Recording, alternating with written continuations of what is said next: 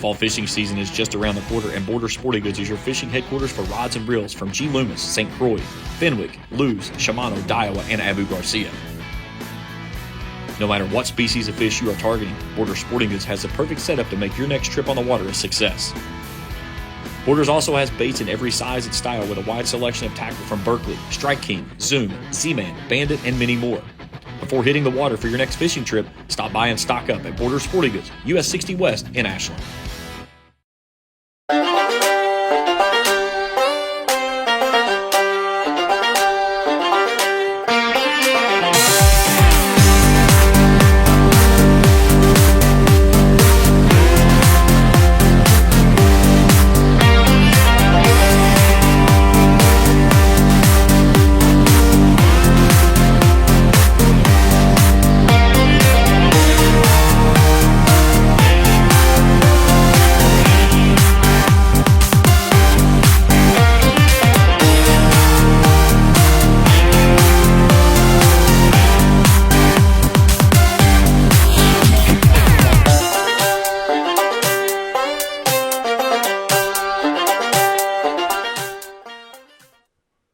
And welcome into Casting with the Coaches, episode number 3. And let's hope that everything goes better than what it has to get this thing going. But Evan Ferguson joined me. I'm James Collier. Happy to have you along with us here on the Christmas edition of Casting with the Coaches. Coach, we actually got out on the lake earlier this week. We got to Dale Hollow. Weather was not favorable, and when people think wintertime and winter favorable, they're like, oh, it must have been really ugly and nasty. No, it was sunshine, very few clouds, a little bit of wind, and the water was way too warm. Yeah, it was very, very little wind too. If there had been some wind, it might have been nice, but it wasn't your ideal. We actually talked about that being an issue going in. Should we even try to go? But hey, we've talked about trying to get this thing started up for a long time. We've talked about going fishing for a long time. We both had a day to go, so we went down and had a lot of fun. It was a good day. Caught them right off the bat, and then it went kind of slow for there, like you typically get in the wintertime. You know, the good thing is that we did get out on the water. We're going to talk about that. We've got some video. We did get some fish catches, which was good. And, you know, we are going to talk about the way that we kind of went through the day, because we attacked a lot of different places that I've had success with in this time of year down at Dale Hollow. And what we found was at the same time, the lake is at near record lows, and I even pointed out several places. I said, I've been fishing this lake for nearly 20 years, and those places I've never seen out of water. Yeah, it's definitely it's winter pool, and I didn't have the baseline to compare it to, but it was definitely a unique day and it's lake's really clear right now, so it makes it tough. When we got there, it was cold. We were, I think, in the high 20s by the time we rolled in and stuff, and we made a short little run straight across from where we put in, and it didn't take, I think, maybe 15 minutes, and you stuck the first one in the boat, and it was like, okay, then another one followed, and it's like, okay, this is going to be a good day of fishing. Yeah, right off the bat, we hit the bluff right across from where we started out there at the ramp, and was going down that bluff and just throwing the spinner bait and had a bam come up, eat it, bam come up and eat it, and then saw one on the scope, threw out there and caught it, and we had those 3, like you said, in the first 15 to 30 minutes. I'm like, this could be really fun today, and at least hopefully we can continue to replicate that. We didn't have much size or anything, but it was fun. Got my first Dale Hollow fish there, so that made it cool. But it definitely once the sun got up high, and maybe we tried to chase other bites, trying to find different things, chasing the mother lode too much instead of just being content, just plucking away. But that was something that we did have some fun there. We're going to talk about getting a chance to do some live scope fishing. That's something that you are very familiar with. This was my first trip of having an opportunity to do the live scope, and it was different, and it was a really neat thing to be a part of, and to be able to say that, yeah, I finally did catch my first fish off the screen. And yes, by the way, I am completely hooked with live scope and the opportunities of being able to do the live stuff. We'll talk about that a little bit later on. But when you look at when we started on the lake, what was your initial thoughts when you rolled in? Again, you said this was your first time on the lake. What was the one thing that you wanted to try to say, yeah, this was a good point to start with, or did you feel like that maybe we should have gone some different direction? I feel like right where we started was ideal. I mean, if there's something you do in the wintertime, it to me is channel swings and those bluffs, and especially we did use a live scope. We fished in some deep water, did some things, but we both don't like to sit out there forever in deep water. And when you're fishing a bluff, if you're going to get bit, they're going to be up there feeding and right against the bluff. So we was able to just kind of go and do our thing for a little bit, and that was fun. Um, and arguably, we saw the first fish that was kind of off the break of the bluff on a little flat there, caught it on the scope. And, but definitely all the bait that we saw was near the channel swings, near the bluff, but the channel swings would come up the key. And I think we tried some stuff, around we were around Trooper Island and some other islands there. And it seemed like you caught one actually. So, I mean, it was definitely, there was fish. You caught the largemouth then, and we, kind of didn't see a lot of bait there. And when you're fishing around this time of year, and any time of year, you got to find the bait to catch a fish. And I just think we need to make sure we kept staying around the bait and stay on the areas that's more conducive to have the bait there in the wintertime, because a lot of times you can run up the creeks and have a lot of success, but there's still being bait in the creeks. This time of the water wasn't that cold yet. It was about 51 degrees on average throughout the lake, and we didn't see anything still left at all in the creeks whenever we was up there. So that kind of made you kind of more main lake oriented, I feel like. We left the area that we started with after we finished up around Trooper Island. We ran up into Sulphur Creek. We stopped after we got into Sulphur Creek and hit what you would still consider some of your main lake points and some stuff that we felt like maybe would be potential of holding a fish. And not only did we not find fish, we didn't see any bait there either. We went up into some creek arms, off of some points up into um, Sulphur Creek, a couple different places, and just didn't find anything. And it was really odd that we were duplicating some of the areas that we'd kind of started with, but just seeing no bait whatsoever. Yeah, and I think that's the thing we mentioned having the scope. You still got to spend time idling and finding bait. We actually could have spent probably more time with the side scan, looking around and with the down sonar, just trying to find bait balls. And but we also, on a one day of getting to go fish, you don't want to spend the whole day behind sitting at the console just looking. So we probably weren't really disciplined enough on that. I feel like we needed to actually find more areas that the bait was holding and scoping around with that, because the scope doesn't lie. If there's bait there, you're going to see it.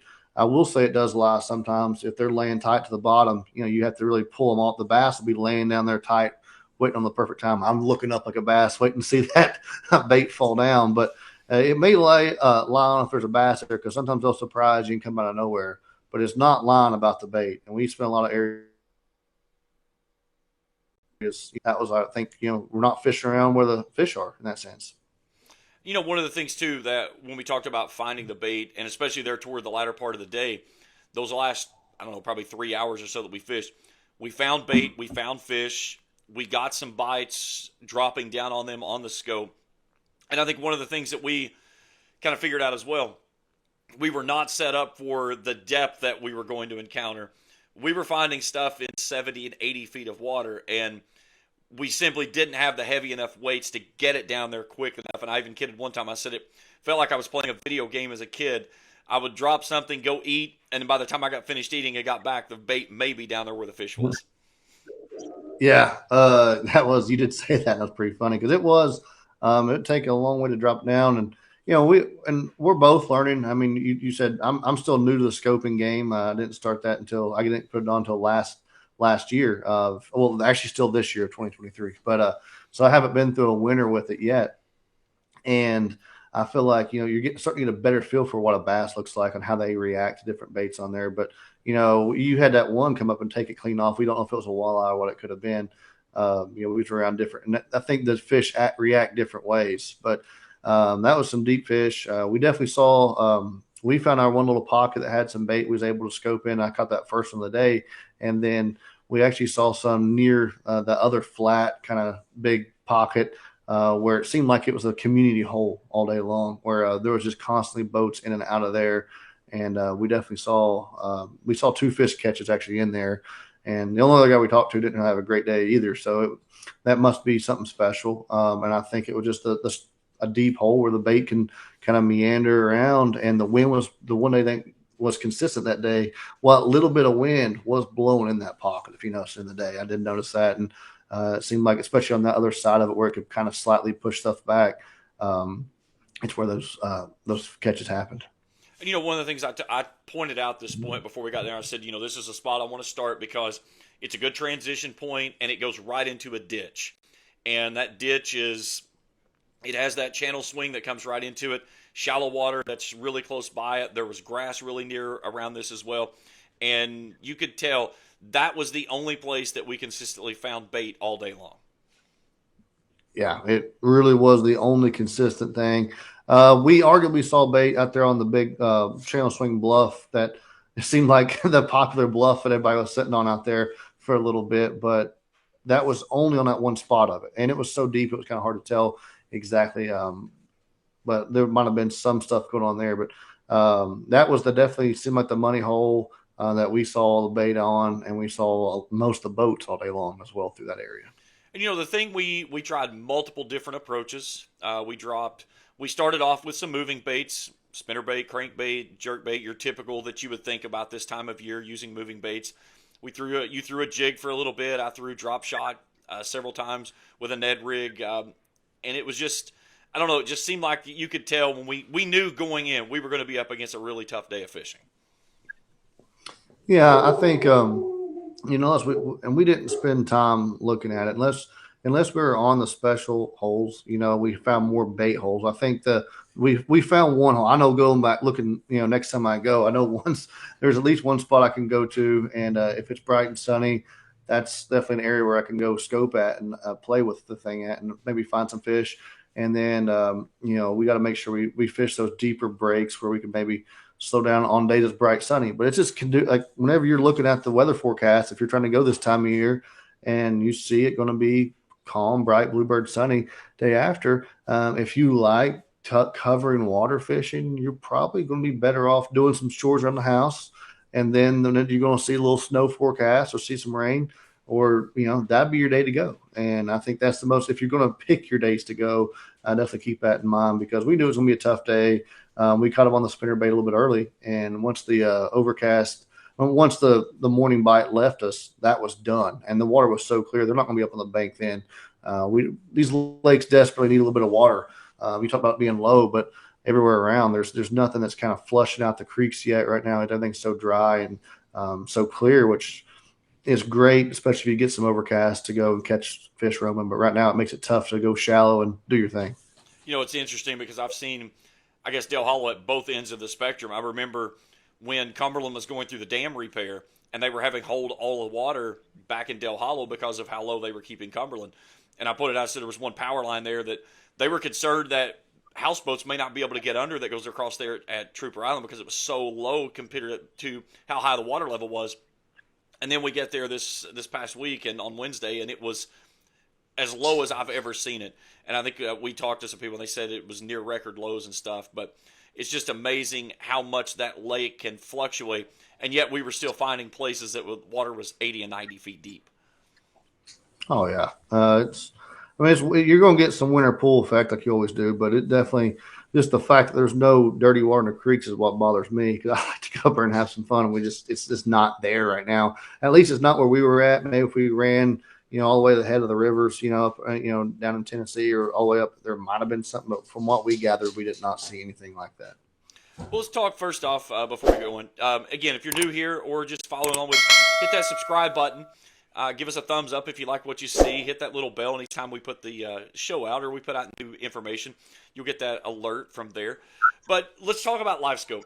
And, this is something that you are pretty versed in, and you've been using it much of the summer. This was the first time that you've used it in the wintertime.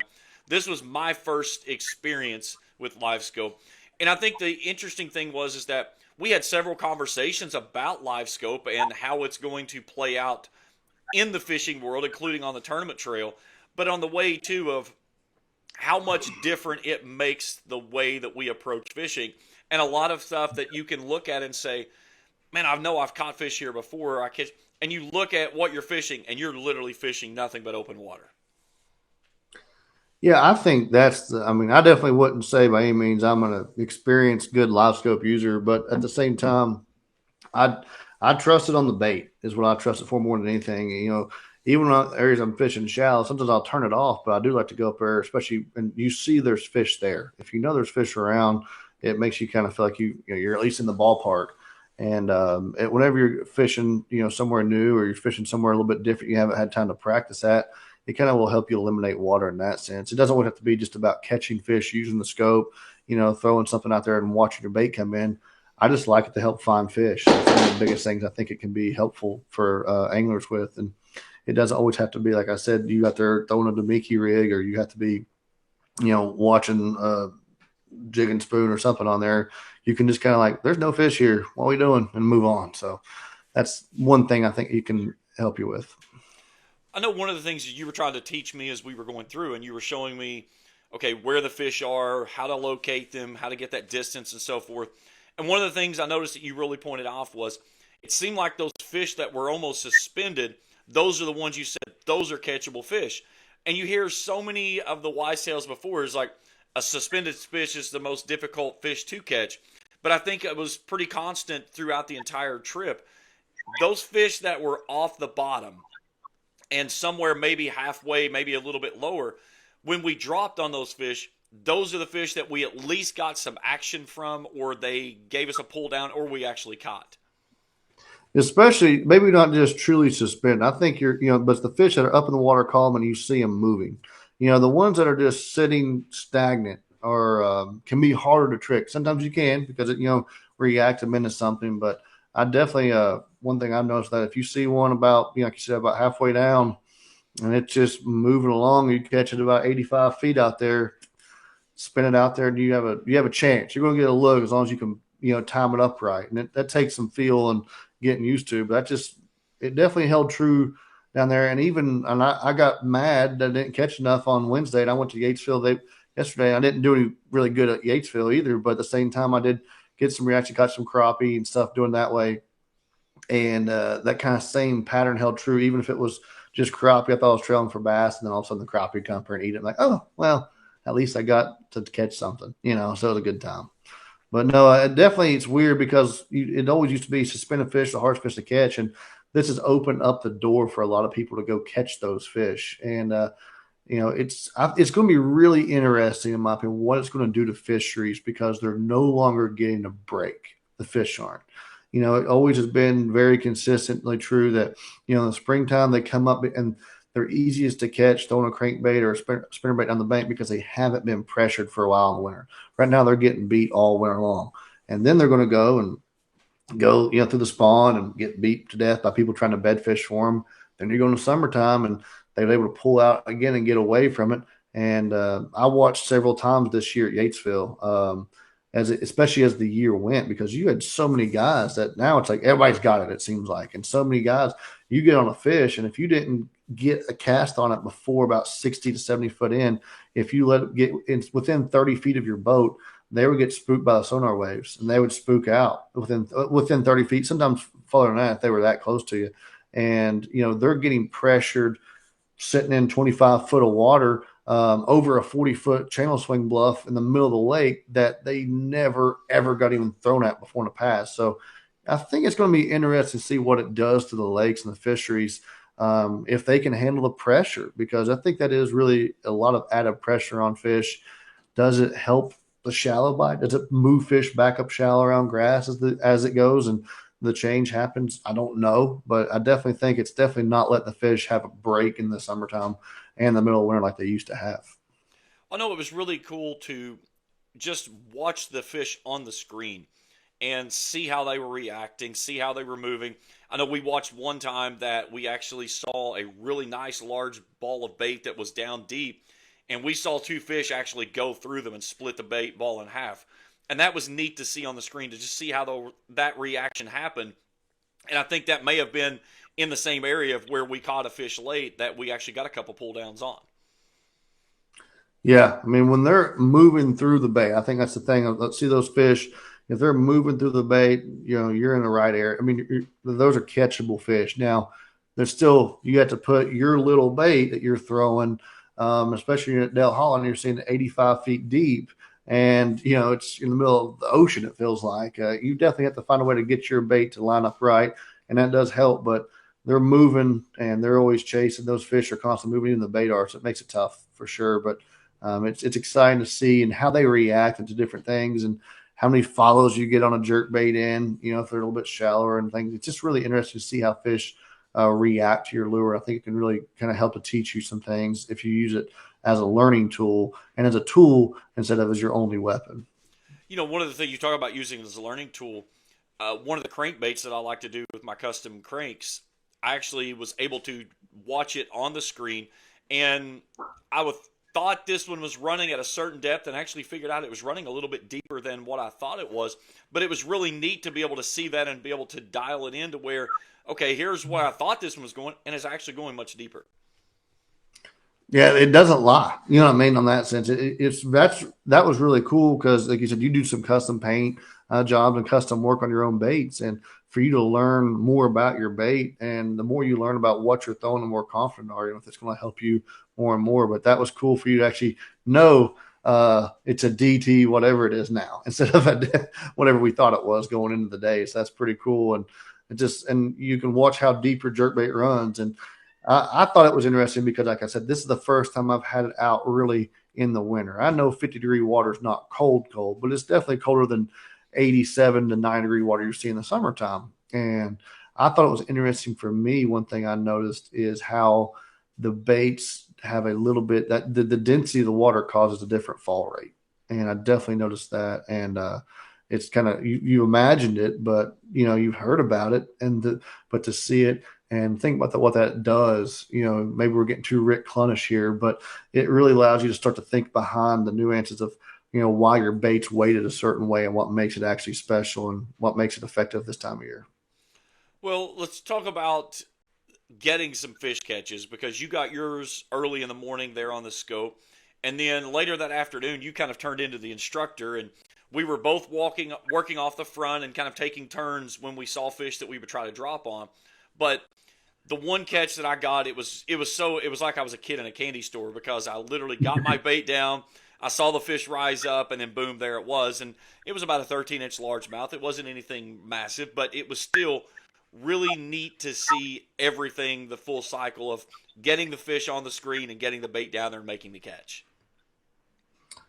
Yeah, I was happy you got to do it. It's definitely it's addicting because, and it definitely feels like you always have a chance. That's actually why I bought the thing. And I think if somebody's ever on the fence about buying it, obviously an investment, and it's expensive. Don't get me wrong, but one thing that was me is I wanted to come down and I want to fish more tournaments and try to push my luck and probably get my hind end kick over and over again because I'm probably not as good as I wish I was. But at the same time, I like to take out the excuses. As a coach, we're talking about casting with the coaches. I talk about, what can we do to eliminate variables that will go against us on a day on the water? And as a shallow guy, and you talk about too, being a shallow guy, I always would, well, I didn't catch them today. And, well, what happened? Well, they were out deep and the deep guys got them. I'm tired of using that as an excuse, and I know fish change, but I want to be able to open up different realms of fishing. And this thing, it takes out your excuse. If you want to go down on the bank and, flip a jig and throw a spinner bait and a crankbait, trust me, I want to be there with you. But there's some days it's not going to work. And it just opens up and lets you feel like you always have a chance of catching fish on the water because you can always go out, you're seeing them, you're making a target oriented cast. And I think it keeps you occupied. And that, it is true. You can burn a lot of time doing it when you probably shouldn't, but it's really, I like to just take out and say, I know there's a chance. I know there's a fish there. And it lets me still have target oriented cast out deep. And if you're going to win at Del Hollow this time of year, you better be using it. And a lot of these bigger lakes, that's the way it's getting done. You see a lot of those wintertime and early spring tournaments, the elite series the guys are doing, and you better be finding a way to throw your scope and your live sonar. I know it was something we probably dedicated at least half of our day to, that we were using the scope, trying to locate fish and so forth. But I think you pointed out very good. this is not something that you're just sitting in the middle of the lake and you're just making random casts. You're making, it's just like you're going down the bank and there's a tree there and you're flipping to that tree.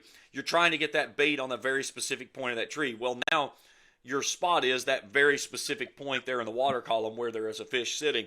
So you have to make very precise casts, and I think maybe it's almost more difficult being out there because it's almost like you're trying to throw a needle in a haystack type of a cast when you're looking at that one single spot that you've got to get your bait to get down to that fish.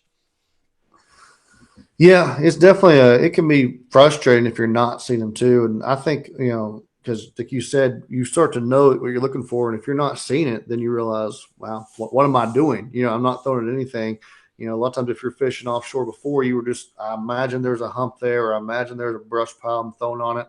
If you're fishing for schoolers, you're seeing the shad come up first. You're trying to beat them to it with your top water or whatever, your fluke, whatever you're trying to use. And it definitely changes how it lets you stay in the game, in my opinion, too, but it can be frustrating, but it lets you kind of stay in the game when they are moved out deep. And, I had somebody tell me about a possible brush pile to hit, and I was actually a rock pile. I was able to see it on there. So it lets you, I can fish shallow, but it was always hard to want to go out deep, and it kind of opened up a new path. And obviously I'm not very good at it yet, but I think it's going to allow me to have a little bit more fun trying it. Now, this is something that we're going to continue to have lots of conversation on here because I think it's one of the, I don't know, it's the hottest topic in the world of fishing, and of course it just continues to get better and better and better as we go along. But one of the conversations you and I had, and if you kind of thought, I think you thought I was sending a shot at you across the bow, but when you're tournament fishing, you look at an angler, co-angler. And if you get an angler that's really settled in, if they're going to go out and they're going to use the scope to fish most of the day, what does this do for that co-angler that's sitting in the back of the boat? Who, again, you're like, okay, well, we're fishing toward these spots, but if you're looking at very precise fishes that you're trying to get to, and this co-angler's sitting in the back of the boat, they're literally just taking a random throw into the ocean. Yeah, it was funny whenever you said that. I just caught that last thing. What do you do if you're the co-angler? I'm like, well, fine, James, get on up here. Yeah, that's a fun way of saying it. I'll let you go fishing now. But no, it definitely is. I think the best way you've seen people do it, and we weren't dialed in with a pattern. I think the biggest thing that I thought more about it. Now, if you're in a co-angler situation in a tournament like that has a true boater and a co-angler, the pro. That's interesting. I think the co-angler is always at the mercy of the pro or the actual guy who's the boater, maybe not their pro. But like we said, is it really worse to be stuck out in the middle of the ocean, basically throwing and hoping, or it's better to be front boated whenever you've only got and they're 2 feet off the bank trying to fish parallel and you don't even have a cast in shallow water? So I think there's two ends of the spectrum there, and you always kind of hope that if you're the co-angler in a situation like that, you hope the boater does really good early, so that way he takes care of you in the afternoon or as the day goes. That's kind of what you're hoping for, but it's kind of just part of the game. Like I was trying to say about being prepared, though, when what we started doing as the day went, we kind of was like, this is what we're going to do. We was having fun with it, and you were having a ball. You were like a kid in a candy store, like, this is cool watching this. And, I think you got to get to where you're just standing side by side. You got to take the other rods off your deck. Maybe have 1 or 2 more out, but if you're doing it, you only need a couple baits in your hand at most. And you just need to be looking for the fish. It's about finding a fish and making a good cast. And if you both are able to make your cast there without trying to overtake the deck and, trying to cast too far over top of each other and get all twisted up, it makes it better when we just clear the deck off and go for it. And, I think as we got along too, we kind of figured each other out. I think we only got twisted up a couple of times throughout the day, which I think is pretty remarkable considering the fact we've never fished with each other before. But like you said, it's you just kind of have to. Carolina fan. Yeah, well, for a Duke fan too. So it's probably a good thing we didn't know that. We may have never even gotten on the lake when we did, or one of us probably would have gotten wet before the day was over. You'd have been stuck in the back of the boat. You're like you're about to find out a new level of back boating that you've never even knew existed. Exactly. But go ahead. I cut you off. No, that's okay. But when you look at, I think the way that we set it up is like you said, get those other rods out of the way. You find your fish, and then one of the things that we would do is like if it was my turn to cast, I would make the cast, and then you would work off to the side one way or the other. And then the same thing with you. You would make your cast, and then I would kind of go one way or the other. And it's kind of almost, I heard somebody talking about this. You're trying to throw the touchdown pass, and you're not throwing that pass to where the person is. You got to throw it to where you think they're going to go. And a lot of times it's getting that bait out in front and letting it kind of fall through. And the most important thing is you want that bait above the fish. You want them looking up. Typically, if it goes down underneath them, you're not going to get that bit in that situation. Yeah, it's you definitely, the initial best reaction is above them coming up, but I've seen sometimes though where you kind of attack them and you can almost like you bed fish and you aggravate a fish. You know, you sit there, you flip on it, twitch it, you make it mad. I'm locked in here with my TV like doing this, and then I've seen it before where you throw in a fish that's suspended, say 20 feet off the bottom, just for example, and I've thrown out there on them, and they've like kind of looked at it and mosey away. And they mosey away. They're always, you know, that they're constantly sinking down, meandering around. Then you drop it down on them or move it with them to come down in front of them again. They're like, golly, I got to get away from this thing. And as long as they're not like skedaddling out, you know, laterally, if they're just trying to go down to get away from it, I've just continued to chase them down.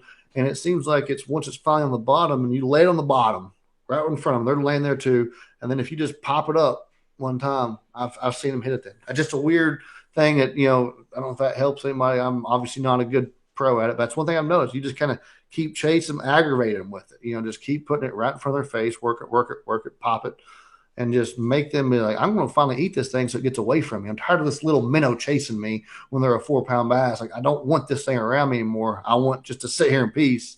And I kind of imagine it like bed fishing, at least in my mind. There might be a better scientific way of doing it, but you know, that's one way to chase them downhill with it.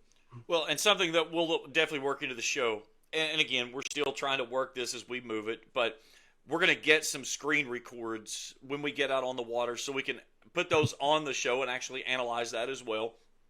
You know, we're still working on trying to get both of us on to where we can hear and talk to each other at the same time. So, you know, the show is coming along, but we're definitely making it there.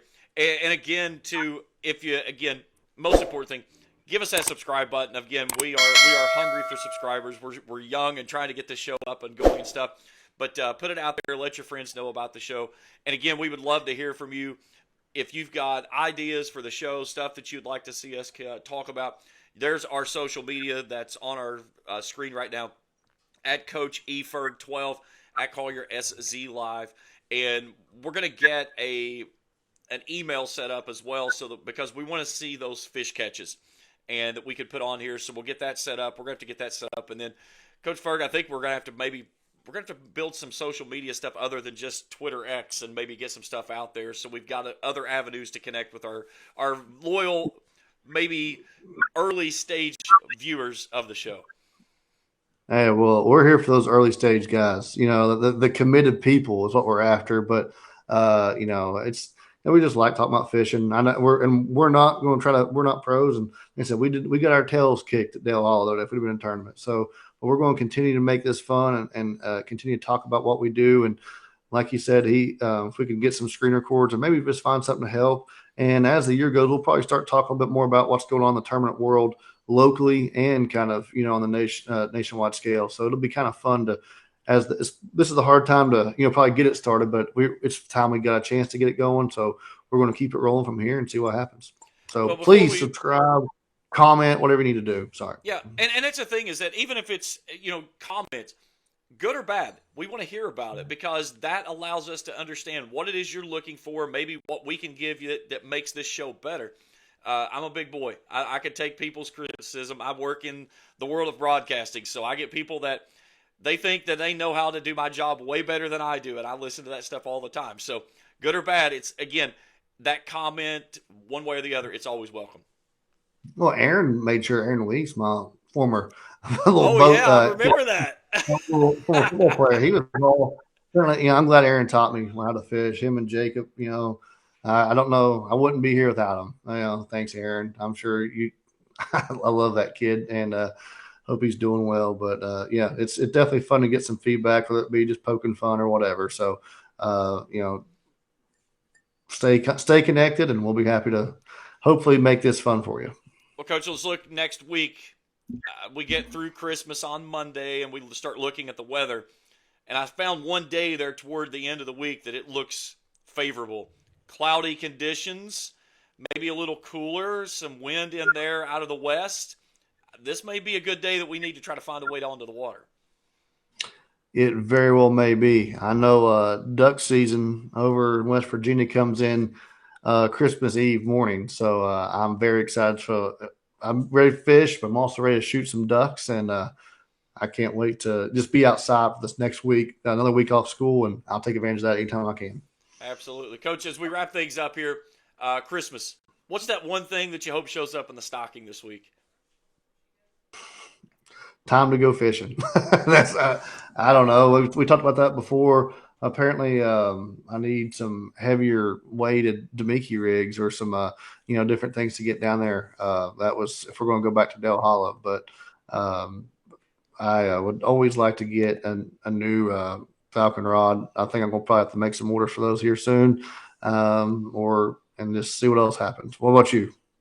I'm right there with you. Of course, definitely those 3/4 ounce Moon Eyes were something that I think would have been helpful with that grouping of fish that we were working on down there in 70, 80 feet of water. But I'm always about a new Lew's rod and reel. I really like my Lew's setup. No blow-ups on my end like your buddy had from his and stuff. So It's probably your fault. We all of us, we had great equipment experience with both of the stuff that we were using. No issues there. So regardless of what it is that you're looking to stick in that stocking, run out to Borders Sporting Goods. Go see Brad and the gang. They'll get you all squared away. And even after, they've got great gift cards and stuff, so maybe you've got a gift card, go see Brad and them. They'll help you fill up that basket and get you all squared away. For sure. Check out Borders. Get over there. All right, Coach, that's going to wrap up this show. We'll get on the water hopefully this week, maybe get some more stuff. Before we get rolling here, again, there's our social media stuff. We're going to continue to add to that. We'll maybe try to get a Facebook page going, get an Instagram account going and stuff so we can share stuff out there because we would certainly love to see you guys from there. And, of course, one last time before we go, don't forget, drop in that subscribe button right there. Hit that subscribe button. Give us a thumbs up if you like what you see. Hit that bell for updated information as we move through it. Coach, Merry Christmas, my friend. It was a joy being out on the water. I look forward to doing it again. Hopefully we can get out a lot of times through this. But really enjoying doing the show and just having an opportunity to sit back and talk fishing. I definitely enjoyed it. Merry Christmas to you and everybody else. Merry Christmas, and we'll probably see you again for the new year. For Coach Evan Ferguson, I'm James Collier. Merry Christmas, everyone, and we'll talk to you again after the Christmas holiday as we bring you back here for Casting with the Coaches, brought to you in part by Borders Sporting Goods. See you, everyone. Fall fishing season is just around the corner, and Borders Sporting Goods is your fishing headquarters for rods and reels from G. Loomis, St. Croix, Fenwick, Lew's, Shimano, Daiwa, and Abu Garcia. No matter what species of fish you are targeting, Borders Sporting Goods has the perfect setup to make your next trip on the water a success. Borders also has baits in every size and style with a wide selection of tackle from Berkley, Strike King, Zoom, Z-Man, Bandit, and many more. Before hitting the water for your next fishing trip, stop by and stock up at Borders Sporting Goods, US 60 West in Ashland.